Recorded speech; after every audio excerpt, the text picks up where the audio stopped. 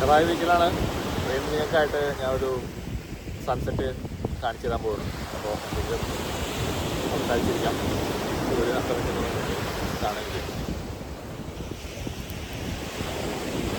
സൂര്യനെ ഇങ്ങനെ അസ്തമിക്കുന്നത് കാണാമെന്ന് പറഞ്ഞു കഴിഞ്ഞാൽ ഒരു ഏറ്റവും രസമുള്ളൊരു കാഴ്ചയാണ്. ഞാൻ കുറേ വർഷങ്ങളായിട്ട് ഒരു 4-5 വർഷമായിട്ട് ഇങ്ങനെ എൻജോയ് ചെയ്തിട്ട് മഴക്കാലത്ത് വരാൻ പറ്റില്ല, മഴക്കാലത്ത് വരാറില്ല. ഇവിടെ ഒറ്റ വെള്ളം ഒരിക്കുള്ളൂ, വെള്ളം അടിച്ച് കയറും. പക്ഷേ ഇപ്പോൾ സീസണാണ്. ഇപ്പോൾ ഈ മാസം മുതൽ അങ്ങോട്ടേക്ക് ഫെബ്രുവരി, മാർച്ച്, ഏപ്രിൽ, മെയ് ഒക്കെ നമുക്ക് മഴ തുടങ്ങുന്നവരെ നല്ലൊരു കാഴ്ചയാണ് ഇവിടെ വന്നു കഴിഞ്ഞാൽ.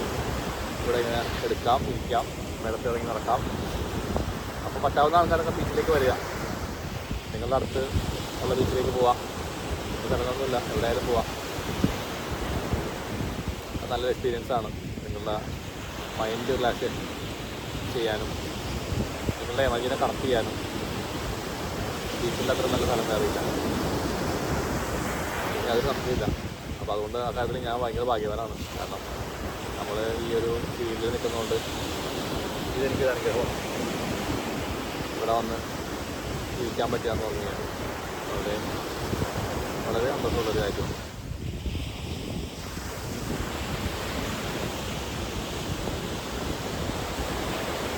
ഇവിടെ ഒത്തിരി ആൾക്കാർ പുറത്തുനിന്ന് ടൂറിസ്റ്റുകളായിട്ട് വരുന്ന ഒരു സ്ഥലം കൂടിയാണ് ചെറായി ബീച്ച്.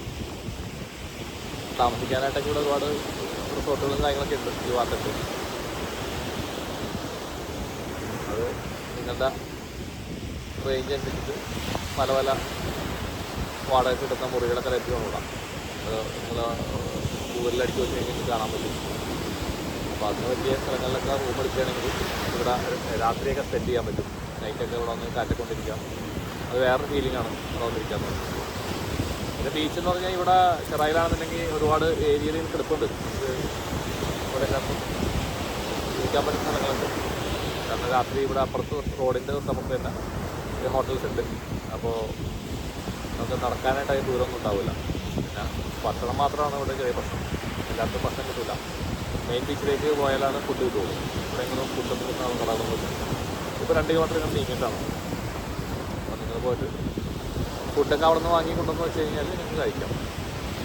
അപ്പോൾ ഇവിടേക്ക് നിങ്ങൾ ഭക്ഷണം കഴിക്കാൻ കുഴപ്പമൊന്നുമില്ല.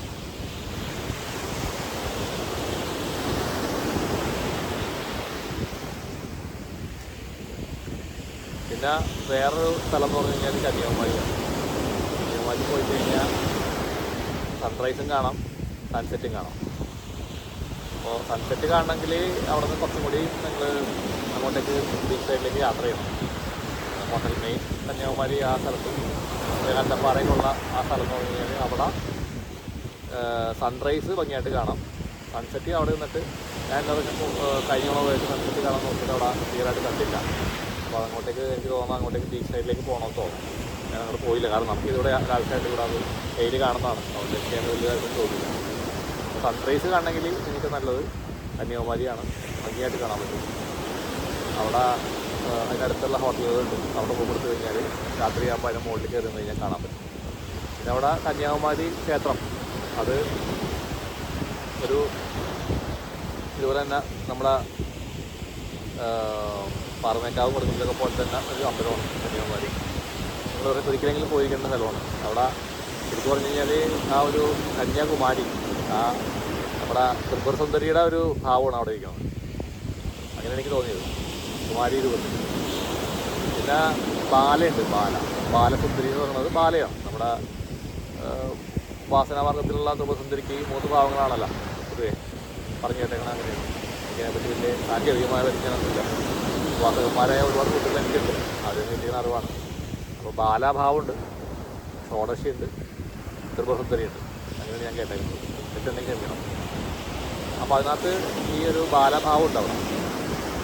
അപ്പോൾ ഈ ബാലാഭാവം എന്ന് പറഞ്ഞു കഴിഞ്ഞാൽ ഈ വാസ്തവത്തിൽ എനിക്ക് ഇതിനെപ്പറ്റിയൊന്നും വലിയ പരിജ്ഞാനമില്ല കേട്ടോ. അപ്പോൾ ഒരു കുറേ വർഷങ്ങൾക്ക് മുമ്പ് ഞാൻ എൻ്റെ ഒരു അനുഭവം കൂടി പറയാൻ കൂടുതൽ ഒരു കാര്യം കൊണ്ട് എനിക്ക് പറയാമെന്ന് തോന്നിയാൽ വേണ്ടി ഞാൻ മെഡിറ്റേഷനൊക്കെ ചെയ്തു വരുന്ന സമയത്ത് ഇത് വന്നത് ഒരു 2007 2008 കാലഘട്ടങ്ങളൊക്കെയാണ്. ഒരു 10 ആ അറൗണ്ട് ആ ഒരു കാലമാണ്. ഡെയിലി ഞാൻ അപ്പം എനിക്ക് ബിസിനസ് ഉണ്ട്, എനിക്ക് ഷോപ്പാണ്, ഒരു സൂപ്പർ മാർക്കറ്റ് ഉണ്ട് സമയം. അപ്പോൾ ഞാൻ ഷോപ്പിൽ നിന്ന് വന്നു കഴിഞ്ഞാൽ വീട്ടിൽ വന്നു കഴിഞ്ഞാൽ അരമണിക്കൂർ മെഡിറ്റേറ്റ് ചെയ്യും. ഒന്ന് കുളിക്കും, തല ഉൾപ്പെടെ കുളിച്ചിട്ട് അരമണിക്കൂർ ധ്യാനിക്കും. അപ്പോൾ ആ ധ്യാനിക്കുന്ന സമയത്ത് ഇതുപോലെ കുറച്ച് കാലങ്ങളിൽ ഞാനിങ്ങനെ ഒരു പട്ടുപാവാടയും ബ്ലൗസും ധരിച്ചിട്ടുള്ള ഒരു പെൺകുട്ടിനെ കാണും എപ്പോഴും. അപ്പോൾ ആ പെൺകുട്ടിയുടെ പ്രത്യേകത എന്ന് പറഞ്ഞു കഴിഞ്ഞാൽ അതിൻ്റെ മുടി ഇങ്ങനെ നമ്മുടെ ഈ കുട്ടികളൊക്കെ ഇങ്ങനെ മുകളിലോട്ട് ഇങ്ങനെ കെട്ടി വെക്കില്ലേ, ഇങ്ങനെ പൊങ്ങി നിൽക്കുന്ന പോലെ, അതേപോലെ 2 മുടി ഇങ്ങനെ 2ആയിട്ട് കെട്ടിയിട്ട് പിന്നിട്ട് അവിടെ കെട്ടിയിട്ട് പട്ടുപാവാടയും ബ്ലൗസും ധരിച്ചിട്ട് ഈ മുഖം ഇങ്ങനെ ഫേസ് ഇങ്ങനെ നമ്മളിങ്ങനെ കുട്ടികളിങ്ങനെ കോപ്രായം കാണിക്കില്ല, ഇങ്ങനെ വായ കൊണ്ട് ഇങ്ങനെ കാണിക്കില്ല, അതുപോലെയൊക്കെ കാണിക്കും, കണ്ണം ഇങ്ങനെ കാണിച്ചിട്ട് ഞാൻ ധ്യാനിക്കാനിരിക്കുമ്പോൾ എൻ്റെ അടുത്ത് വരും.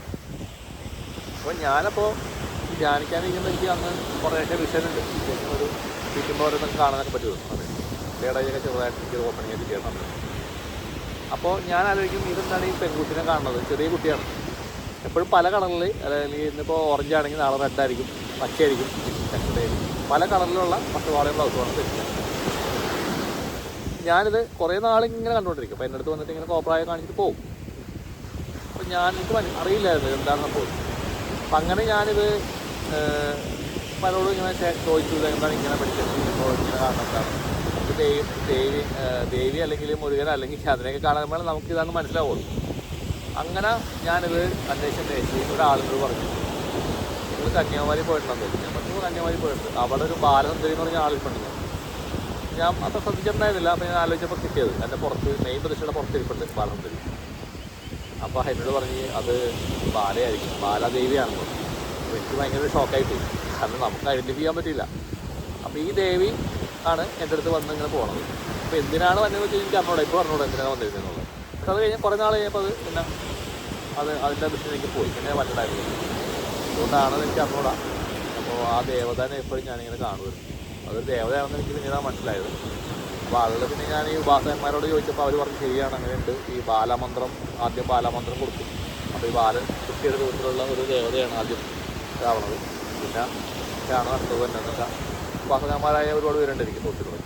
അപ്പോൾ അവർ പറഞ്ഞപ്പോഴാണ് എനിക്കത് ഒരു ഷോക്കിംഗ് ആയിട്ടുള്ള എക്സ്പീരിയൻസ് ആയിരുന്നു. കാരണം ഇതിനെപ്പറ്റിയൊന്നും ഒരു അറിവില്ലാത്തൊരു മനുഷ്യനാണ് ഞാൻ. പക്ഷേ ഇങ്ങനെ കാണുകയും ഈ ഒരു ദേവതേന, ബാല എന്ന് പറഞ്ഞ ദേവതേന ഒരുപാട് പ്രാവശ്യം ഇന്നെനിക്ക് അറിഞ്ഞൂടാ ആ ദേവത എന്തിനാണ് എൻ്റെ മുമ്പിൽ വന്നേക്കുന്നത്.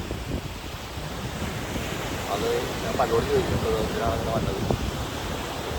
പക്ഷേ അതുപോലെ തന്നെ ഞാൻ പിന്നീട് അതിന് ശേഷം ഈ എന്താ പറയുക ഭയങ്കര ഭംഗിയുള്ള അത് ത്രിപുരസുന്ദരിയാണെന്ന് ഞാൻ വിചാരിക്കണം. അതിനെ ഞാൻ കണ്ടെത്തി. ഈ നമ്മൾ പഠിച്ചിട്ടിരിക്കുമ്പോൾ ഇങ്ങനെ നമ്മളെ മുന്നിൽ വന്ന് തെളിയിച്ചിട്ട് ഇങ്ങനെ നിന്നിട്ടാണ് പോകും. അങ്ങനെ ഒരുപാട് എക്സ്പീരിയൻസ് ഉണ്ട് എനിക്ക് കേട്ടോ. ഞാൻ അതിനകത്തുനിന്ന് ഈ ഇങ്ങനെ കന്യാകുമാരിയുടെ കാര്യം പറഞ്ഞപ്പോൾ ഞാൻ പറഞ്ഞതേ ഉള്ളൂ. അപ്പോൾ ഇതേപോലെ ഒരുപാട് എക്സ്പീരിയൻസ് ഉള്ള ഒത്തിരി ആൾക്കാരുണ്ട്. പക്ഷേ പലർക്കും ഇത് അറിയാൻ പറ്റുന്നില്ല, എന്താണ് സംഭവിക്കുന്നത്, അതിൻ്റെ അർത്ഥം എന്താണ്, എന്തിനു വരുന്നു, അങ്ങനെയുള്ളതിനെ പറ്റിയൊന്നും അത് പറഞ്ഞു കൊടുക്കാൻ പറ്റിയ ആൾക്കാരില്ല. അതാണ് ഒരാളുടെ ചെന്നിട്ട് ചോദിക്കണം ഇന്നതെന്താണ് സംഭവം. അപ്പോൾ അവർക്കത് അറിയില്ല, കാരണം അവർക്ക് ആ എക്സ്പീരിയൻസ് ഇല്ല. ഉള്ളവർക്കും അതിനെപ്പറ്റി ഒരു ധാരണ ഉള്ളവർക്കല്ലേ പറഞ്ഞു തരാൻ പറ്റുള്ളൂ. അപ്പോൾ അങ്ങനത്തെ ഒരാളെ ഞാൻ കണ്ടിട്ടില്ല ആക്ച്വലി. ഒരു ഇത്രയും ഇതിനെപ്പറ്റി സാങ്കേതികമായ അറിവുകളുള്ള ആൾക്കാരാണ്. അറിവുള്ളവർ ചിലപ്പോൾ പറഞ്ഞു തരേക്കില്ല. അങ്ങനെ ഓക്കെ. അപ്പോൾ കാരണം കേട്ടോ എൻ്റെ ഒരു എക്സ്പീരിയൻസ് പറഞ്ഞതേ ഉള്ളൂ. അപ്പോൾ നിങ്ങൾക്ക് നിങ്ങളുടെ എക്സ്പീരിയൻസ് ഉണ്ടെങ്കിൽ നിങ്ങൾ കമൻറ്റ് ബോക്സിൽ ഇടുക. കാരണം പരസ്പരം അങ്ങോട്ട് പറയുമ്പോഴാണ് നമുക്ക് പല കാര്യങ്ങളും അങ്ങോട്ട് മനസ്സിലാക്കാൻ പറ്റുള്ളൂ.